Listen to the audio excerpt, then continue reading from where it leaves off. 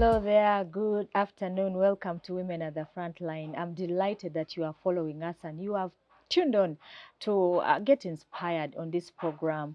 We are dreaming on this show to keep bringing women here that have walked their leadership journey and have impacted society.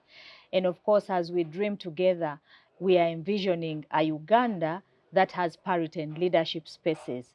And so as we dream together, we're believing that these stories that we share here will inspire you, another woman out there, to get out and arise in your leadership journey and also pursue leadership, but also impact when you get that leadership position. So here today is a great woman of the land, Hajjat Kibowa, the National Women's Council Chairperson, a great woman indeed. And I'm delighted to be having her come over here to have a conversation on women's leadership and many other things that she is doing as a person. I hope that you'll be inspired. Thank you for following us and join me in welcoming our special guest, Hajjat Faridah. Yes. You're welcome, ma'am. Thank you. I have looked for you and I'm so happy that finally you have been able to make it. Thank you for giving us your time, ma'am. Thank you too. And I know you've been through so many things, particularly this is a Women's Week. That's why I was pursuing you so much to come and share with us some of your thoughts concerning the Women's Month, but also, of course, your leadership journey as a person. We know you are here now as a chairperson, but there are things you're doing in that position that are impacting our society, Uganda here and beyond. And so I would like to pick your thoughts concerning the Women's Month, the women's work, your inspiration as a leader, as a person. So thank you so much. Thank you so much for inviting me. Yes. And to the viewers. Thank you so much for watching. I'm also happy to be here. Yes. Like you have said, my name is Hajjat Faridah Kibowa. I'm the National Chairperson of the Women's Council It's of a big Uganda. position. Yes. I yes. envy you. Sure. It's very big. Yeah, it is big. You have a platform, in other words, a very big one to influence the country. True. Yeah. Because when you look at the sieve that you go through to become a national chair, it is not something small. It is not. You begin from the village. The women in your village sit. They vote you in office. Then after that, you come to the parish. After the parish level, you go to the sub-county. Then you go to the district. Wow. Then after that, all the women from all the districts of Uganda, 146, they gather together and vote you with your executive. So it is quite big. It is. Because the sieve is not, and it's an electoral college. Surely, yeah, it is. You know how people can be diverted anytime. And but money. Yes, of course, the money issue. The monetization of our elections in Uganda is something else. Yes. And I can only understand because I was in youth politics and it's a challenge. The time I got elected as a youth MP, I think was one of the toughest things I've done in life or did at that time. It was not easy. And you know how young people do their things. Yeah. They are very unpredictable. Very unpredictable. Yes. But first of all, I come from Kayunga. Kayunga is my home district. Oh. Yes. Okay. I was born in 1979 on the 11th November. About Kayunga with so many funny things in terms of elections. That is what we know about Kayunga. We are glad that the fights and the what. Yeah. But sometimes you give us a different perspective about Kayunga. Yes, there are so many other people who are ready and who are willing to work with others, much as we have those who are also willing to do otherwise. Yeah. Like I was telling you, I was born on the 11th of November, 1979. Wow. I am a mother. You're such a young baby. Not really. 79.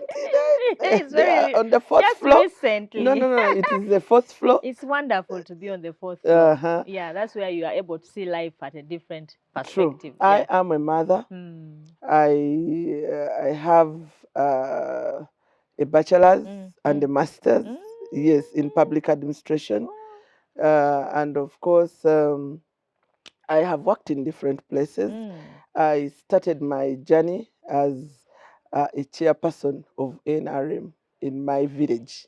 In Kayunga. In Kayunga, the village is called Senda. I have personally ever been a chair of the NRM in that village. Ooh. Then after that, in 2011, I contested as a member of parliament. Is that so? Yes, Ooh. in Tenjeru South You are an constituency. active politician. Yes, and imagine I went for a direct seat. I did not contest as a woman MP. There is something special about Kayunga. You brought a couple of women. You remember Sarah Nyombi? Sarah Nyombi, yes. In the direct seat. On a direct seat. And she was there for 2 terms. 2 terms or even coming to 3. To 3, she was a tough and woman very powerful, very by powerful, the way. Yes.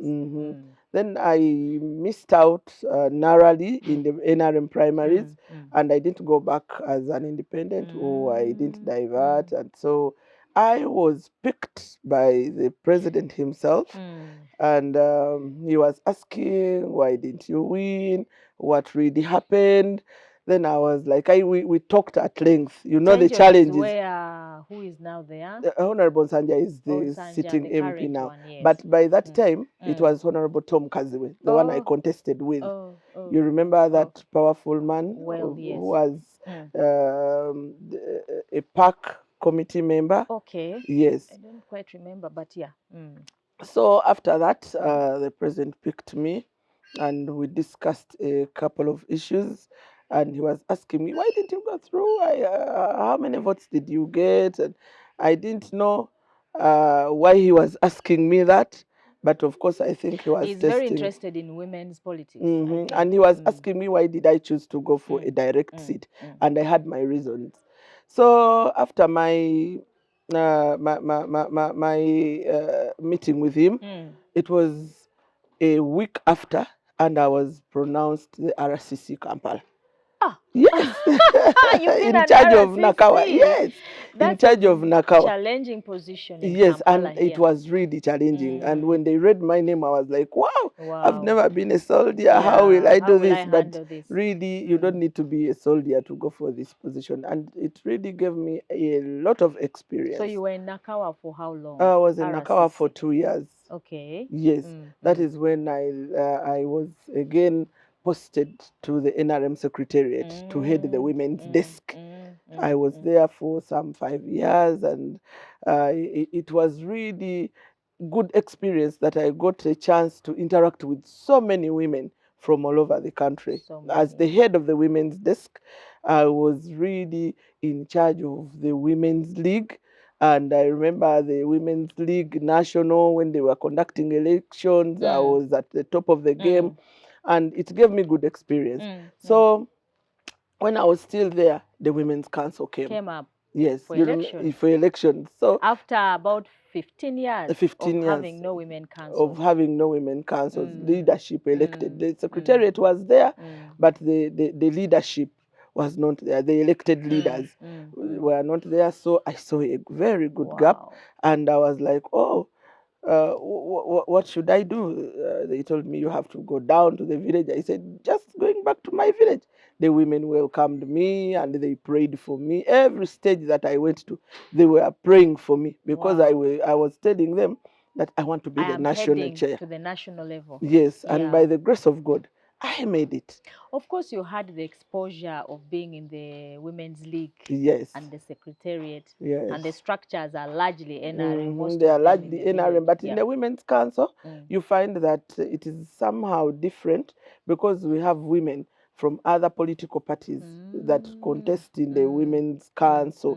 And but being that their number is quite small, they stopped at the sub-county level, some stopped even at the parish level. And when you fail at any level, you don't cannot proceed to the second level. Next level. Like now, the president of DP Women's League. Oh, yeah, she's in the Women's Council. Okay. Yes, Aisha is in the Women's Council structures. Yeah, here in Wachiso, but she stopped at a certain level. Wow. So that's very important. I would like us to talk a lot about the Women's Councils generally in Uganda, because many people may not really know what's happening with them. But before we go to that, I just wanted to pick your inspiration, because it seems your life started with women. You are doing women's work. You continue to do women's work. Why women's work, really? Well, what inspires you to work with us women and you keep going, non-stop? We've been monitoring how you are working, and I think you've done a lot in terms of the Yeah, women's first councils. of all, I am a woman.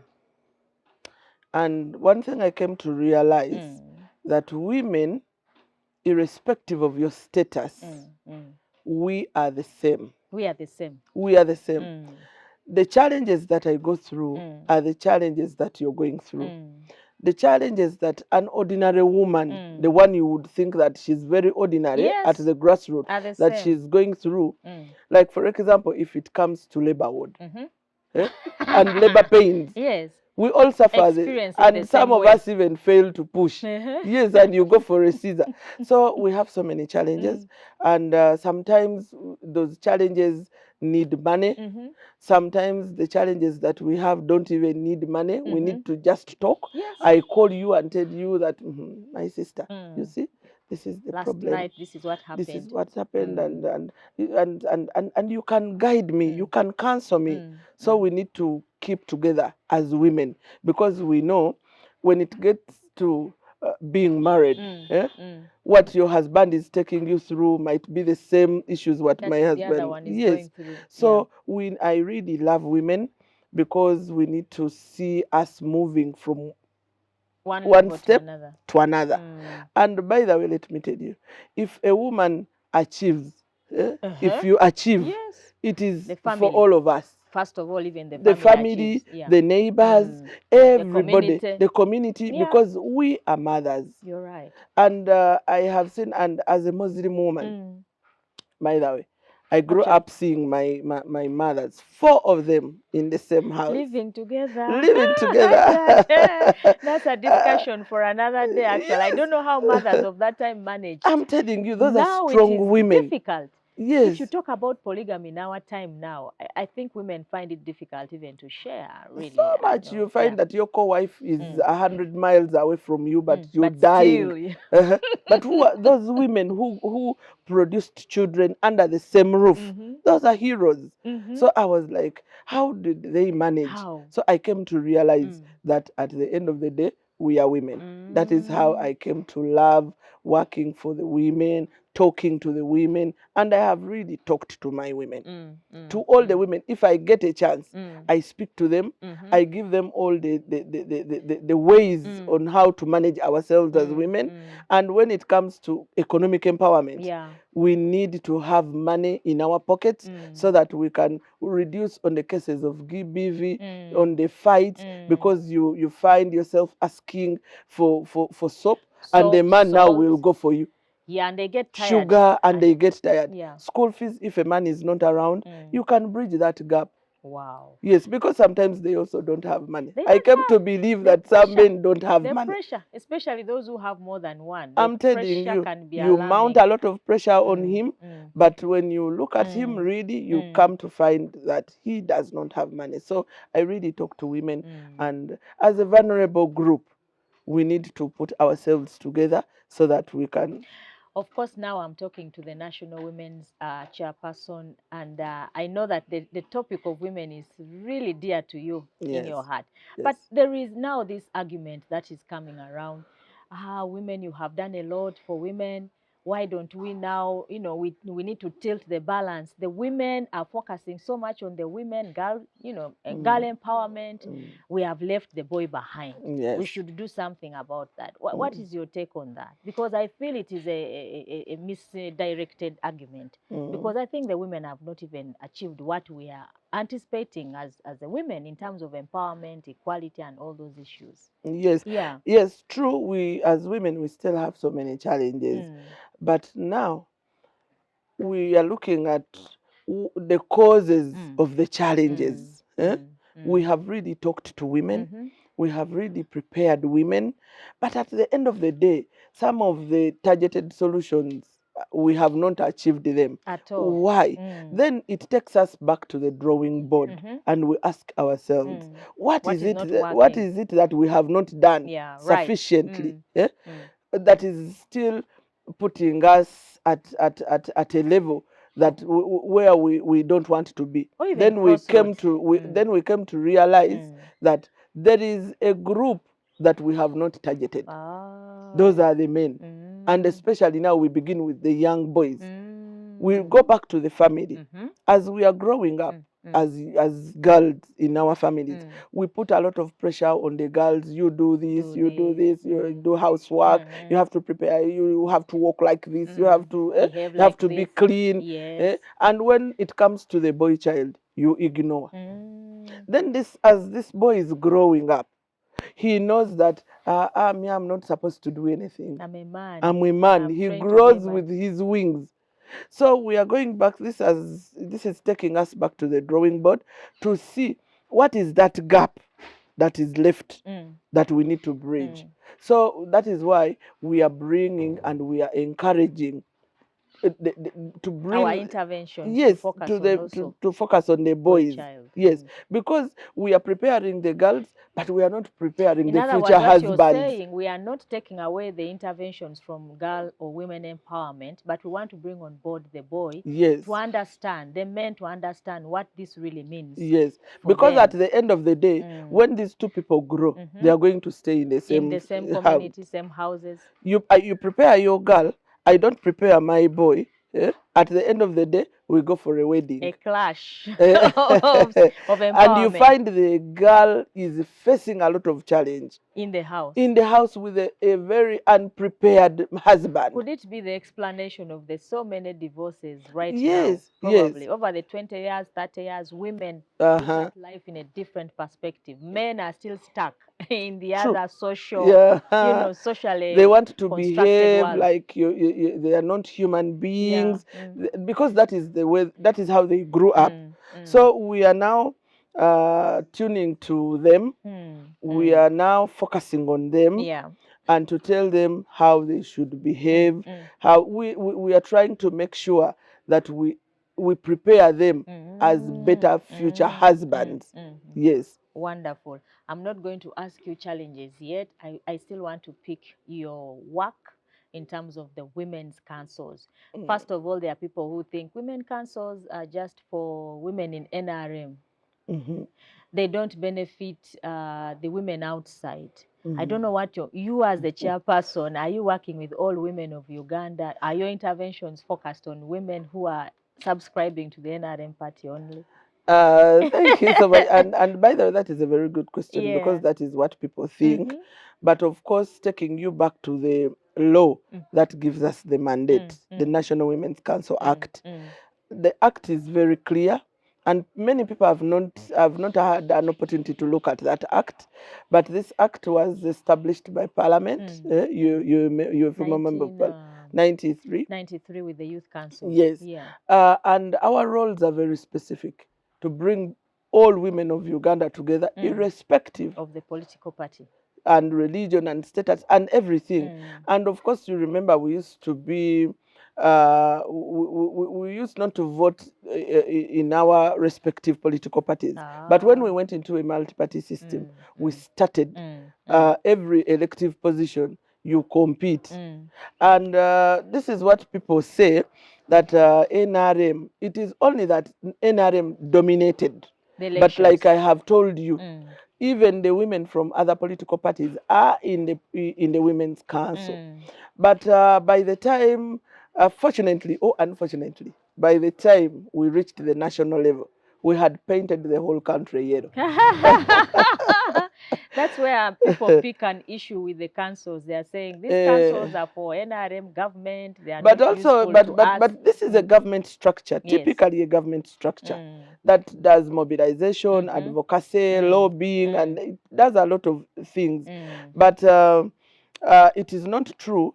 But like I have told you, some of our colleagues from other political parties failed at the grassroots, at the village level. Some dropped out at the parish level. By the time we came to the district, we have only one chairperson who is independent. Okay. Yes, but she's a member of my council, that council meeting that brings together all the women in all the districts, the chairpersons. And recently, prior to Women's Day, we had one, and she was there, and her views are highly respected. And of course, Definitely we contest in our political parties, yes. but when I sit in the chair, I have the mandate. It is my responsibility to bring all women together. Because I even had an initiative where the women from other political parties called me when they were launching the Inter-Party Women's platform. This one recently. Yes, recently, and I personally was there. All the chairpersons, Aisha was there as the chief organizer. Yes, because at the end of the day, women's issues are cross-party. Yes, and they agreed. We agreed. I talked to them.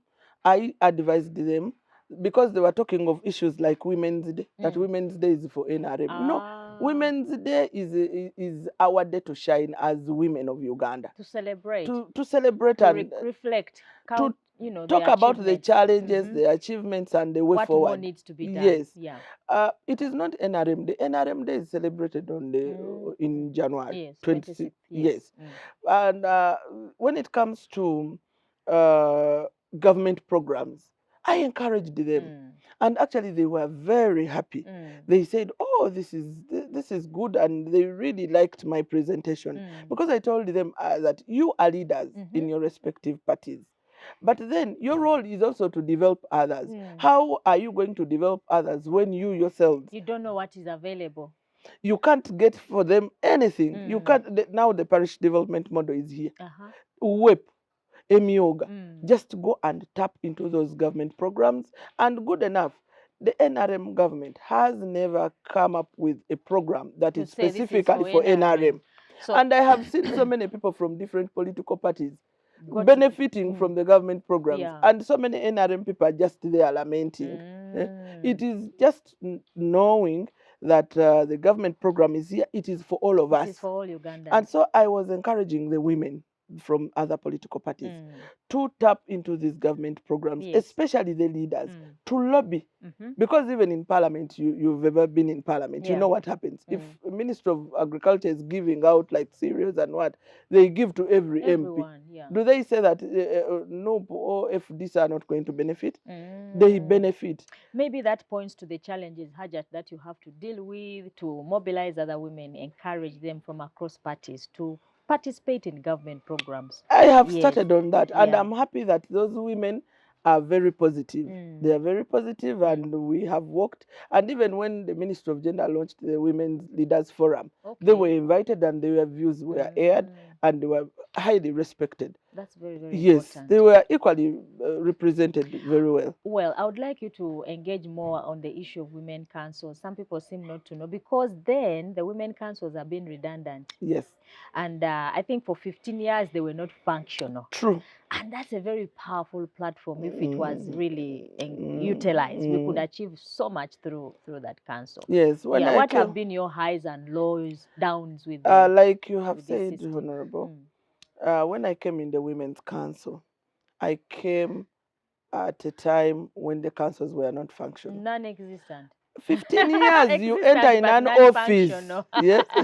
you come into an office where you don't even have a chair. You just have a file. The secretariat was there. The person who was handing over to me, Honourable Najemba, she came, and she not even an office that you're going to sit here. Wow. But I want to thank the Ministry of Gender and the Women's Council Secretariat. Of course, our executive secretary was there, just waiting for the leadership to come in. But when we came in, they opened us an office. We got an opportunity to have an office. And of course, now the issue of visibility is the issue. Was the problem.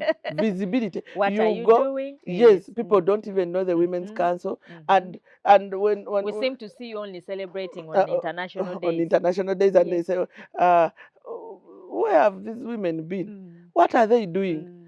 The greatest challenge that I had was, like, you introduce yourself and say, what is Women's Council? Who are those ones? And when you talk about Youth Council, everybody would pick. Yes, okay. But revamping the Women's Council has not been easy. Your biggest challenge. Yes. Because you see, our women, first of all, at the district and the sub-county levels, when we came in, we have a wider mandate. We had, first of all, to go down and take them through their roles and responsibilities. Mm-hmm. The issues of visibility. What are you supposed to do Are you done as with a that? district chair? As because we are meant to sit in the council, even the challenges at the district. Ah, I didn't know that. Yes, they are ex officios at the sub-county and the district level. But of course, the technical team at the district had failed to incorporate the women leaders.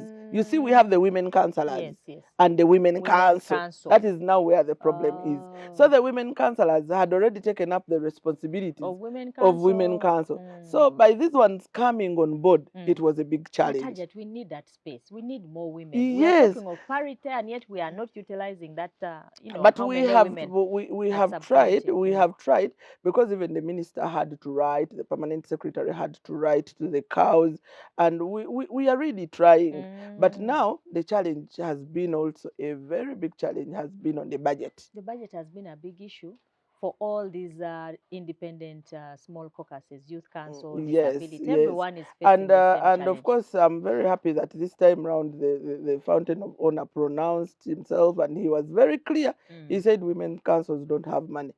They don't have a budget. They don't have salary. It is like he said, like when you're in the council structures, it is like your internship.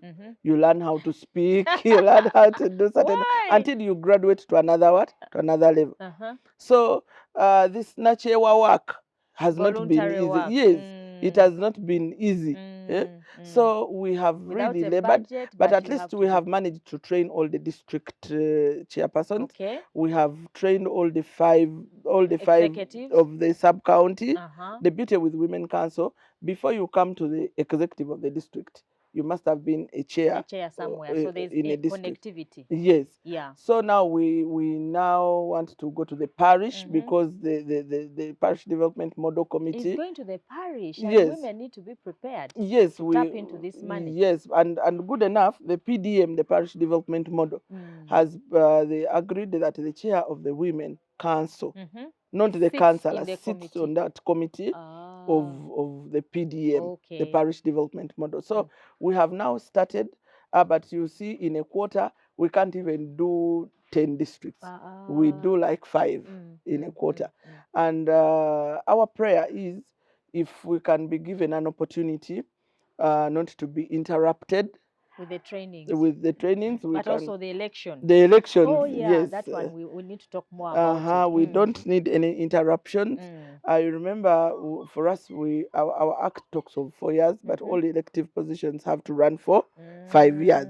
So we are saying, what kind of discrimination is this? Okay, before you come to that issue, Hajjat, I just wanted you to just summarize for us those things you're talking about, the benefits or the successes we've had in your 4-year, term. Okay, we've so far. we have You're done also with the training, and we have had an opportunity to conduct the Women's Council annual meeting. You know that one is mandatory. That is mandatory. Yes, and it is expensive because bringing women to Kampala, you pay allowance, you pay for 3 days, accommodation, seating allowance. It is very expensive. I want to thank the president. I've always been crying to him that, and he knows that we don't have a budget. So he has been very supportive. He has supported us, and we've had an opportunity to have all those councils. Secondly, we came at a time when the council, the chairpersons didn't have like a stamp at the district, the stamp. Stamp. The district women council stamp. Yes. We have managed to distribute all the stamps in all the districts of Uganda, because we have the mandate of signing on the web files. So there was a lot of duplication. So by the time it comes to the ministry, the chairperson has not signed, but now we come up with distributing the stamps, so all the district chairpersons have stamps. Wow. We've had an opportunity of tapping so much of telling our women more of the government programs, and they have lobbied and taken to their women. And secondly, when I was swearing in the first day, I read to the president our mandate, and I was like, Your Excellency, the women that you see here are going back to develop others. But we also need something that they can go back with to make sure that they earn some money so that they can run around the district. So through NADS, all the women got cows. Okay. Even the women's league, they got an opportunity Yes, I because saw those the ones. five women got, each one got a heifer. Ah. And I'm happy to report that many are successful They now. are. They have produced and they are getting milk. They are. Yes. They are. So at least we have, and we had 1 year, then we went into a lockdown of 2 years. 2 years. Then we have just come up to start work. You have serious challenges Yes. there. But I want to appreciate you for that, but also just to challenge you a little bit to look out for funding outside. Because if we wait for government also and the president all the time, maybe we will not do anything. But there are people that we can challenge out there to support the works of women. Yes. So that this thing doesn't appear as though it is just the president financing it and all that. And yet there could be funders out there. Yes. Maybe. I don't know. Yes, that is very good, Honourable, because when we came into office, that is what we started with. Because looking at this structure, this is a very beautiful structure. Very important. And for us, we don't have the money. We don't. But for us as Women Council, we do not have the money. But we have the structure that can take anyone to the grassroots woman. Absolutely. Me, I call myself a grassroots woman. You are. And the Women Councils, we are the custodians of grassroots women. We are ordinary. We have because not if you want to see a national chair who is very ordinary, and it is me. That's a challenge we've been battling with, that women, elite women, we are in Kampala, in Yes. boardrooms. But the council takes all the women, even at the district level. We have that channel that takes us to the grassroots woman. Like we have said, we came in at a time when everything was moving. The ministry was there. All these funders had already engaged the ministry. So we got a bit, we got some challenges. And the ministry also has departments, the endowed. So they were already in touch with donors. So we have been explaining and telling the donors that if you want to help women, we better use the Women's Council structure. Directly. Yeah. Even recently, the Women's Week, we had the Women's Week. Before Women's Day, we went to Kalangala. And I was like, people are suffering. Yeah? Then I encouraged ministries, departments, NGOs, yes, to come out and use the Women Council structure. Because they exist up to the lowest because level. Like me now, if I want to meet the last women in the last village of Kanungu, you can go. I can go and tell my chair, you organize your sub-county chairpersons, let us go and meet the Women Council leaders. Reach the lowest because these are five women. And for us, we came and adopted a 15 household model. We said now, if we have 5 women leaders in every village, let all these women leaders be in charge of these programs. Let them be in charge of these families. Yes. Because we are looking at parenting, we are looking at GBV, we are looking at nurturing. Our children are getting out of school. What are the women leaders doing? Even identifying children who need special attention. Yes, even families that have issues, even when it means reporting to police. So wow. My prayer is one, that now the councils are visible. My prayer is that I want to call upon all agencies, but in a special way, at least UN Women. I want to thank UN Women. UN Women, we engaged them. They gave us some money. We went, but they have specific districts they are working in, like for example, where there is FGM in Sebei, Sebei, Karamoja. We have had activities in Amdat, Sebei, that area of Karamoja. As the council. Wow. Under the funding of UN Women. So I also want to encourage other development partners to use this government structure, very non-partisan. Wow. And very you make a very direct important point there. I think going forward, we really need to see how National Women Council structures up to the lowest are utilized. Because if we want a structure that uses or reaches the lowest woman, these are the places to go to. Yes, because now when you go out there, you find an NGO, it is doing its work related to women issues, but it's not and you ask, what is the role of the women leaders in this? In the village. And they go and handpick other women outside, and they pay them. Yeah. So leaving out this government structure, that can take them to the grassroots Wow. woman.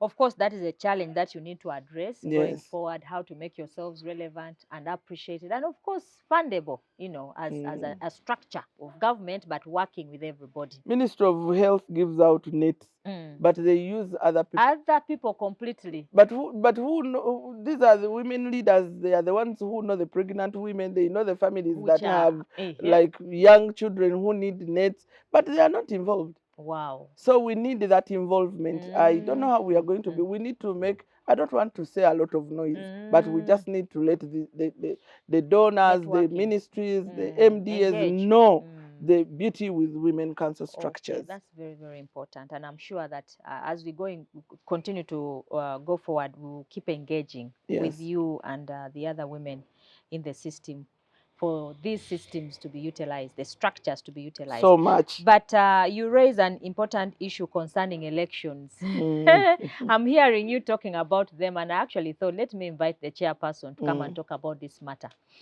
We are supposed to be going for women council elections. Are they necessary now? Are they relevant? Or do we have actually just allowed these structures to continue working since there is even no budget for elections?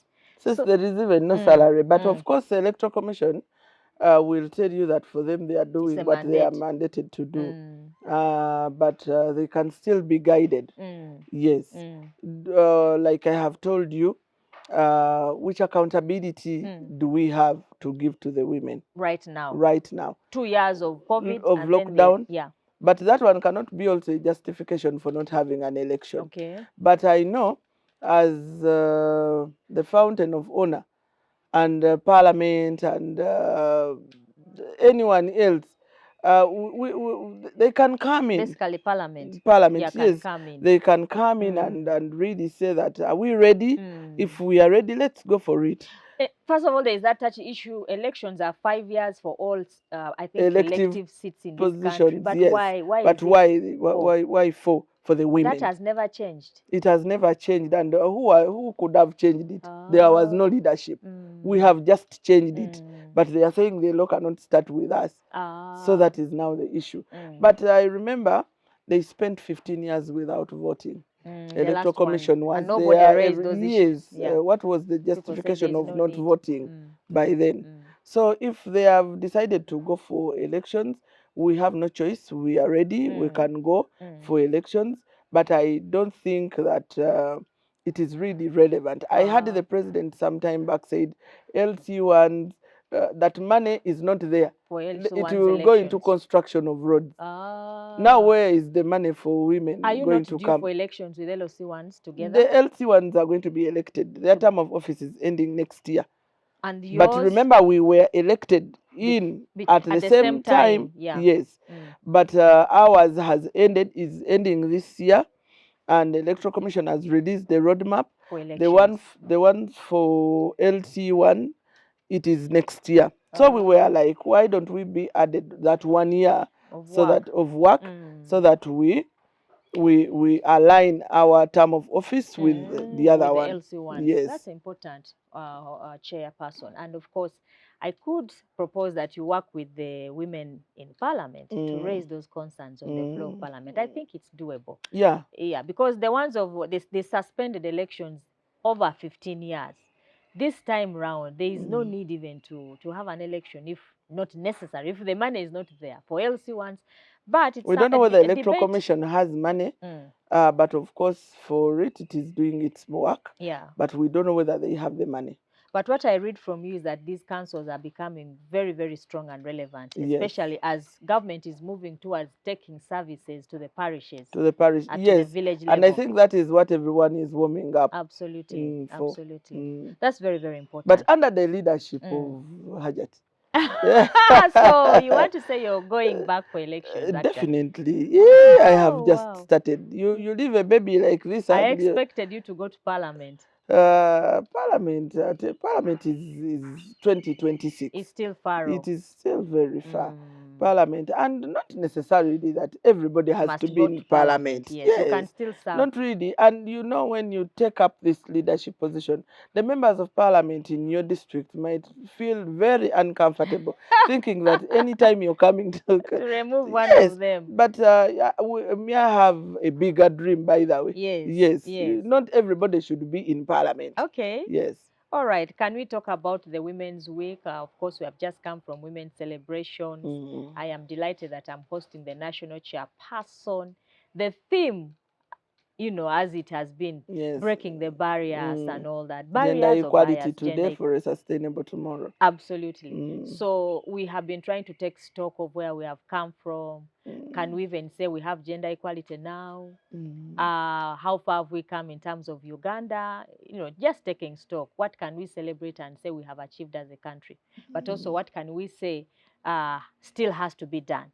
And how do we go forward in terms of that work? First of all, as women, I always tell the women that we did not choose to be women. Of course. And God can never, and God can never give you something that you can't handle or you can't manage. The fact that we are women, it is just enough to celebrate that. Absolutely. These other achievements that we get and opportunities, those are added advantages. Like for example, now our voices are heard.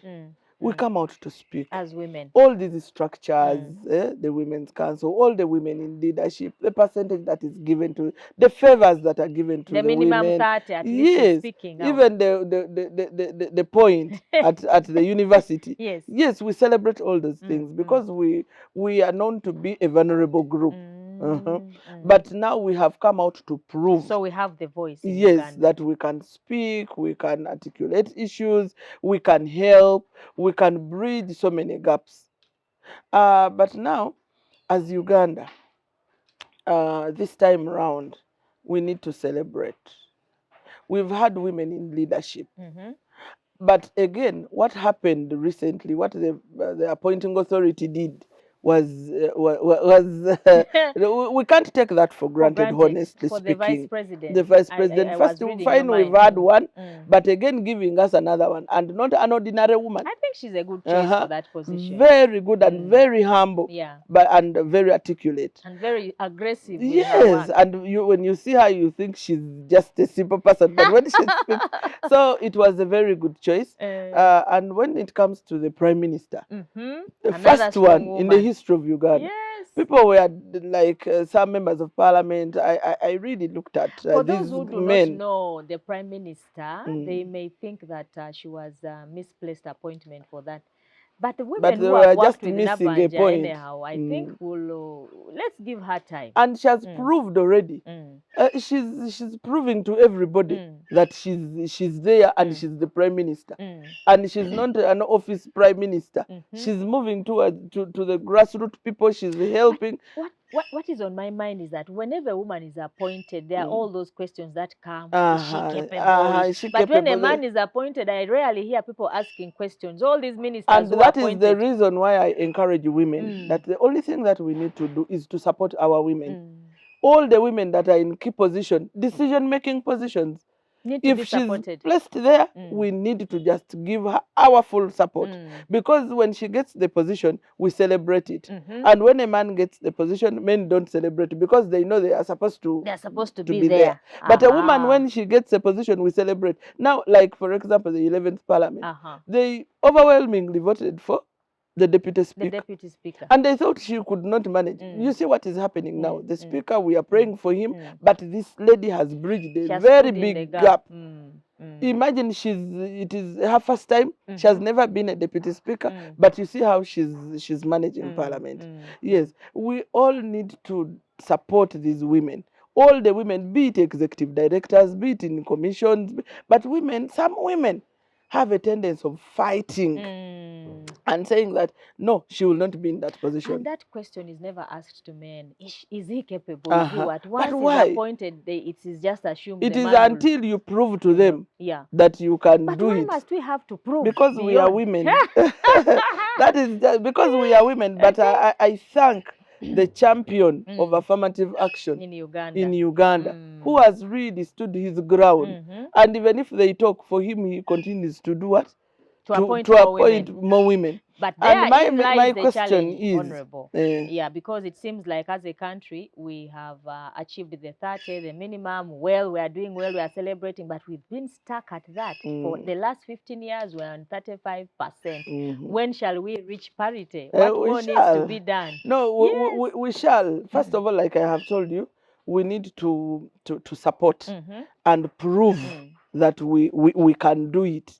We can do what people think that we can't achieve. Doing, yes, as women. And secondly, I also want to encourage the women who have been placed in these key positions to work to the best of their ability. Impact while you're in the position. So much. Not to disappoint the appointing authority. Not to disappoint us. The women. Yes, because we are their followers, we are their supporters, and we expect a lot from them. Accountability. If they achieve in their positions, we shall celebrate that achievement as women. If they fail, we shall have failed. We shall have failed. All of us. Absolutely. Yes, because by the president appointing these women, it is just a sign that the local woman, or I don't want to say a local woman, an ordinary woman is not going to suffer.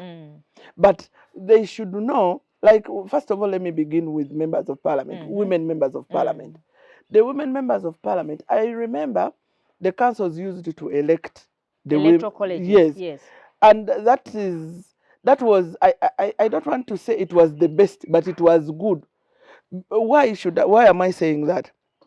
Because the women members of parliament, most of them, because they are voted with by all the people that are voting adult suffrage. Adult suffrage. Sometimes they are taken away from the women issues. You see the young people calling them, yet they have representation. The roads, the roads, barriers. They don't concentrate on the docket of what? The roles of the women that they lead. They don't. They are overwhelmed. Because for us as women, we are pulling them. We tell them you're our voices. We want you to attend to our problems.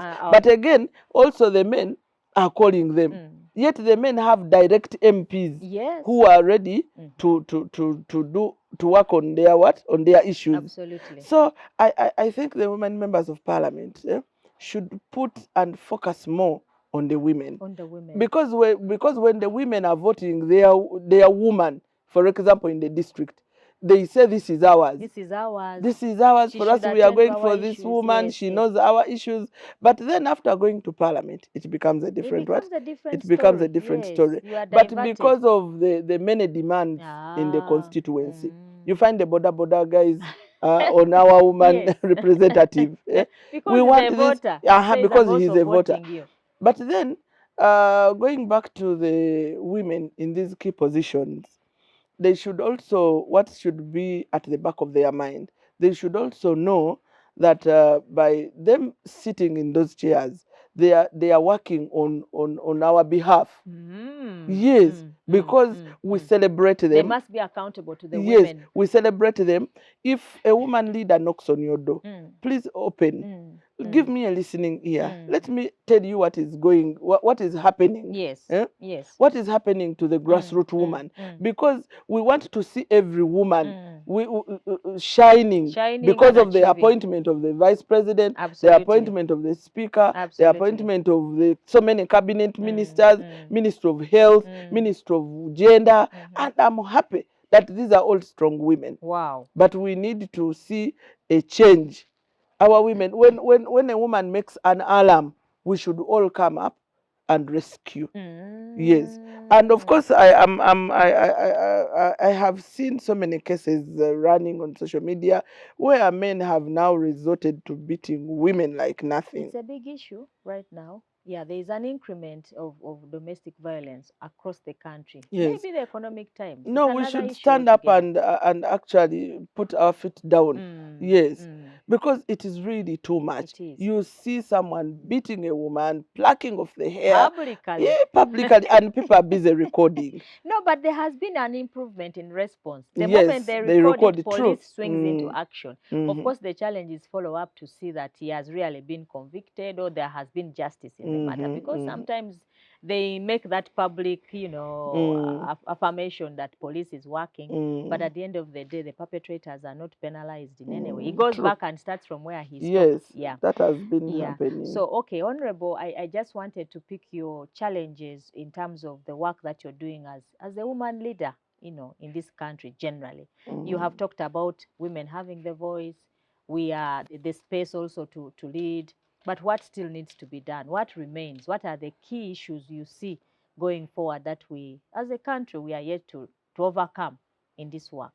Definitely, as women in leadership, first of all, what we need to do is to support each other. Number one.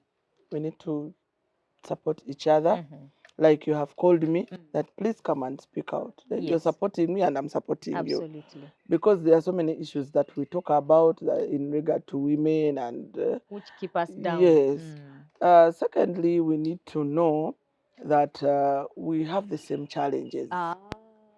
We have the same challenges, even if you're there and I'm here, we have the same what? I'm actually looking at you and wondering what you mean. Okay, so women have the same challenges. Same challenges. The elites, yes. the rich. If it comes to domestic violence, corporate women have suffered beyond what you can imagine.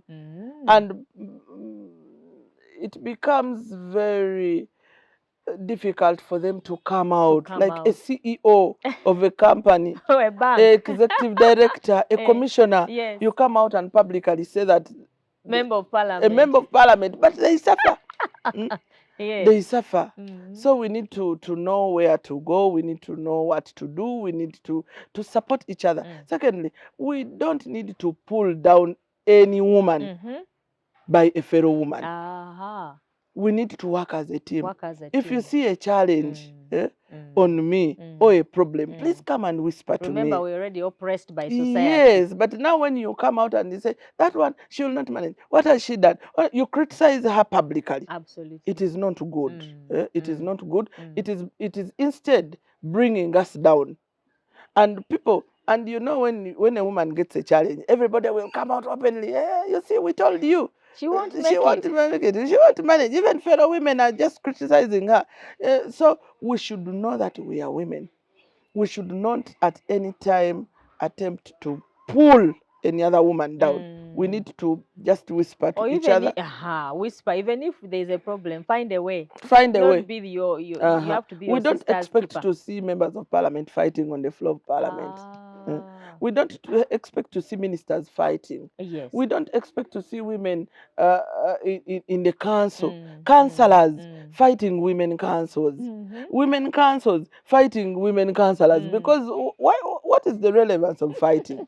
You cannot speak in council, the councillor will speak. Yeah. Then you just get the ideas, give them to the councillor to take them to the district council or sub-county council. But when you're fighting, and there is a tendency of women saying that where I am, another person is going to come so and remove me. Yes.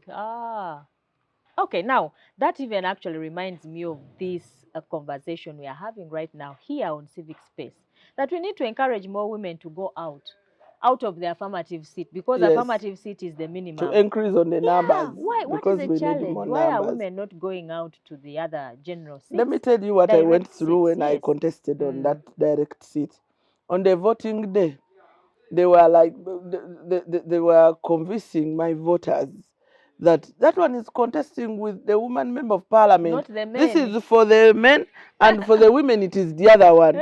The woman MP. Okay. She's not on this seat. Imagine. So the voters got confused.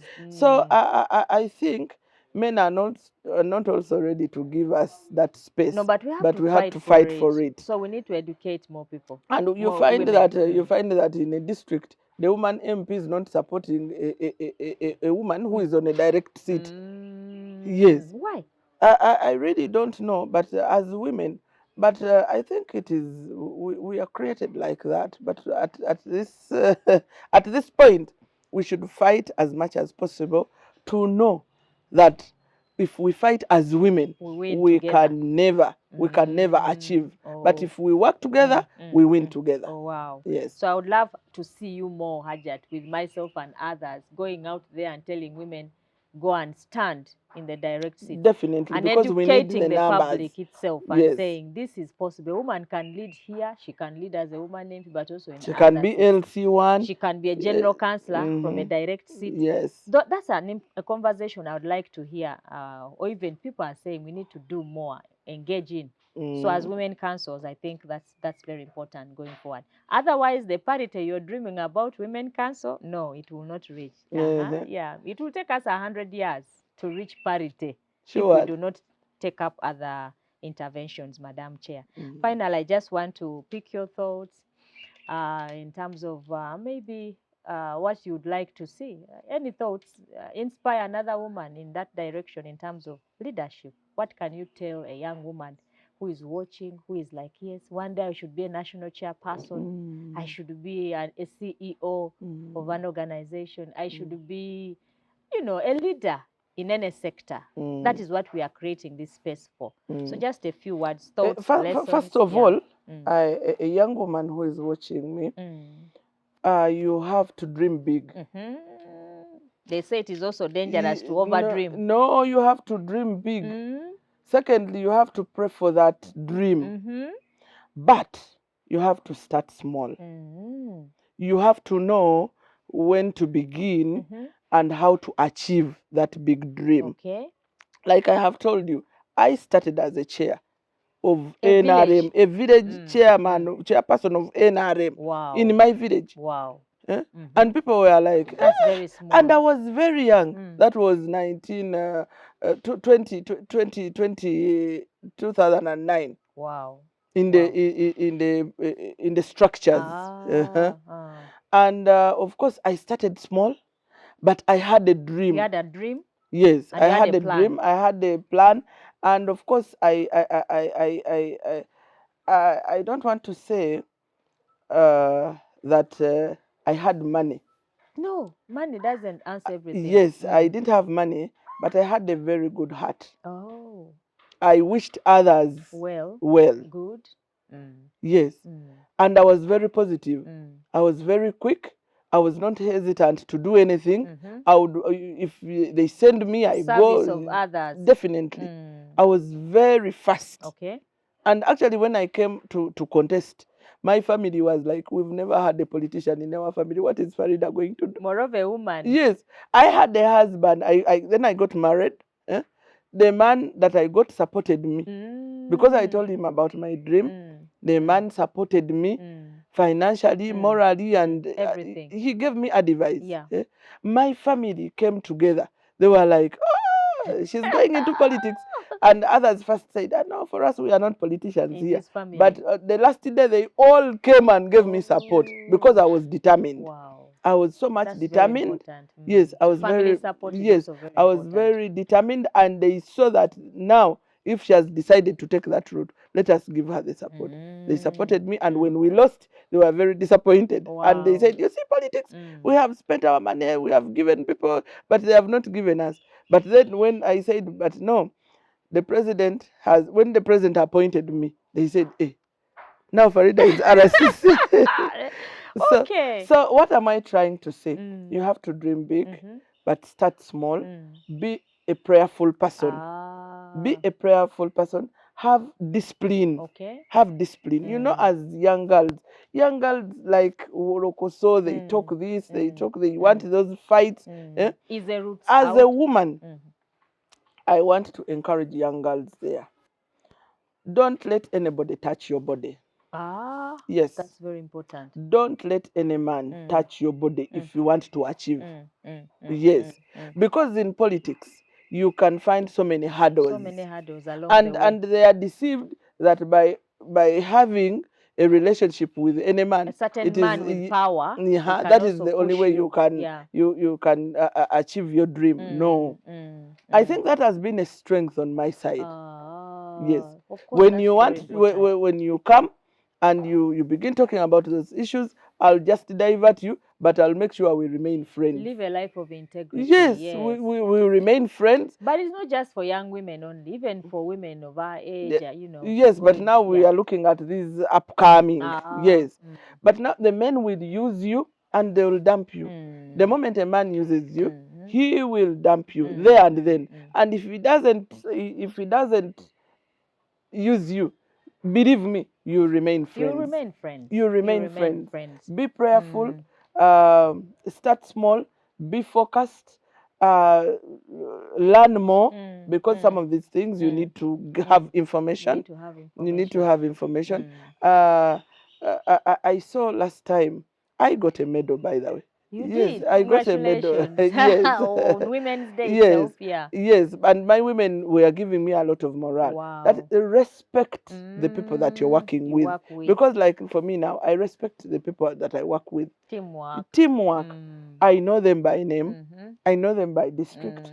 Every task that you give me, I'll make sure that I go into it wholeheartedly and I make sure I do it perfectly without hurting the people that I work with. That's very important. Yes, but having, God created the person and the heart is very far. But when it is going to do something good, it communicates. When it is going to do something bad, it also communicates.